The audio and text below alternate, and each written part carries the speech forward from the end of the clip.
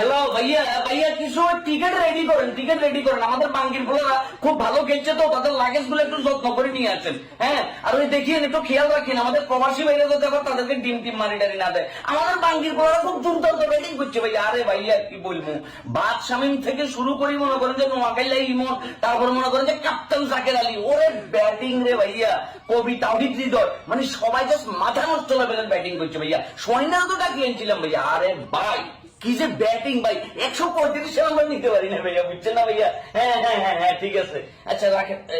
পাপল কাকা কও। আরে কাকা কাকা, আমরা তো ফুল পথে পথে কাকা, একদম ডাইরেক্ট মনে করেন পাকিস্তানিরা আমাদের কেমন বেজ্জতি করছে। মানে আমরা এখন আমাদের উচিত আমাদের বলদ গুলারে মনে করেন যে কি বলদিয়া ভিসা দিই, ডাইরেক্ট মনে হচ্ছে পাপুয়া নিয়ে নিতে পাঠানো। জি জি কাকা। আরে কাকা কাকা রাখেন রাখেন রাখেন।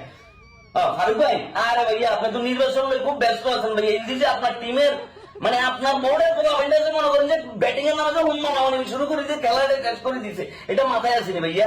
রাখেন ভাইয়া ফোনটা রাখেন রাখেন। আপনি কেমন করছেন কি ভাই, সাংবাদিক? এয়ারপোর্টে যান, এয়ারপোর্টে যান।